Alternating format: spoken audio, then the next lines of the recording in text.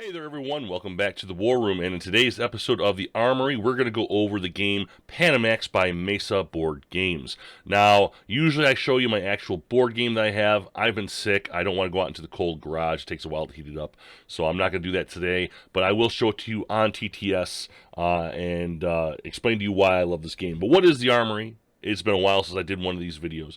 The Armory is a segment in my YouTube channel where I show you games that I have that are in my possession that I'm just never going to get rid of. And it's a funny story about Panamax. I got it after watching a Shut Up and Sit Down episode, and they were showing Panamax. You can find it there too. And it was during the pandemic, and so I was desperately looking for something to keep me busy and keep my mind occupied.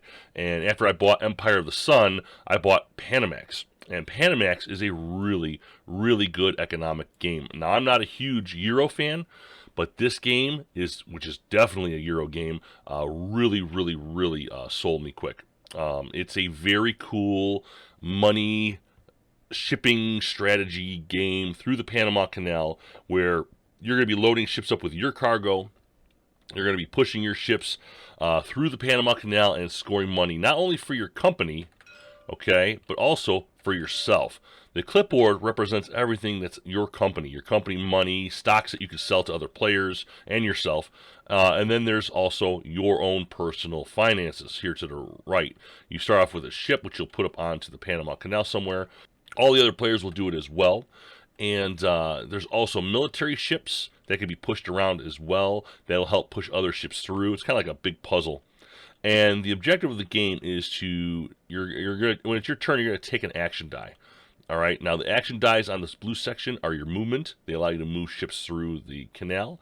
If you take a die over here, it's gonna allow you to grab contracts and fill up those contracts with.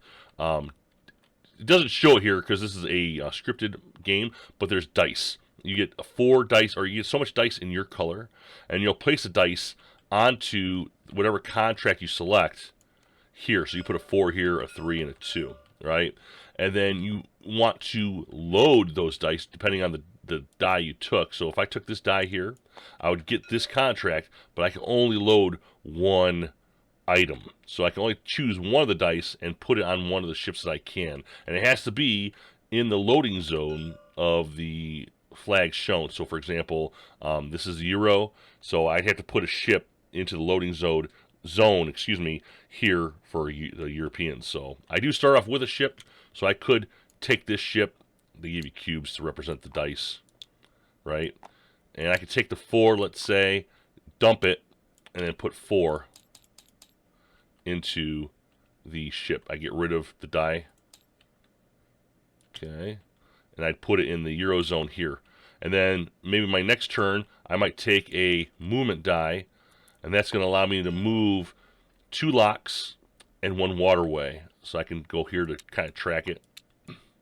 So for example, I could spend a lock, push them in, okay, and then do a couple of waterways to push them through the lock. Because the reason I don't want to keep them in the areas that they are in is because they're expensive. You get fined the longer they stay in these areas. So you want to get them out into these areas where it's cheaper, right? It's $1 only at the end of the turn. And so you're asking, what the hell is this about? I mean, it doesn't look very good. You got some stock here. You got some extra points up here. What makes this game so appealing? What makes the game so appealing is it's like a big puzzle. Okay, you're not just loading things onto your ships. You might load things onto other people's ships, other players' ships. And when you move, you can move any ship you want, not just yours.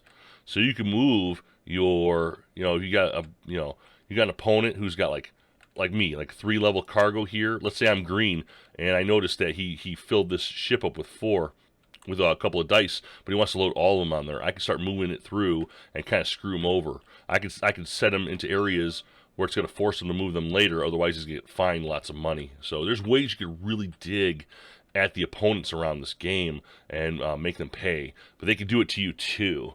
And not only are you just pushing the ships around, but you're going to buy stock. You're going to buy stock in a company, right? Green's going to buy a stock in the company. Red will go up 1 because you bought the stock. I, as the red player, once all these actions have been taken, I could take this here, and I can make the stock go up 2 more. make it worth more, but also harder for other people to buy, because the more people buy your stock, the more you get to pay off dividends, and if you can't pay the dividends, you don't get to have any of the bonus points. So there's a lot going on in this game. You're also adding dice to the rail line here, right? So that you can get become first, right? Because you start off, you know, you might be second or third, or you might want to stay as number one. And so the more dice you have here, the more you'll be able to move this all around and become the first player. And then whoever ends up here first gets the first dibs at a free flag. These flags give you bonuses, right? There's a bunch of flags here, and on your clipboard, there's a whole bunch of bonuses. I'm not trying to explain the game in detail. I'm just trying to show you why I like this game.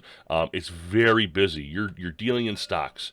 You're dealing in bonuses. You're trying to load ships. You're trying to move ships. You literally don't have enough time to sit on your hands. You have to get these ships through and around.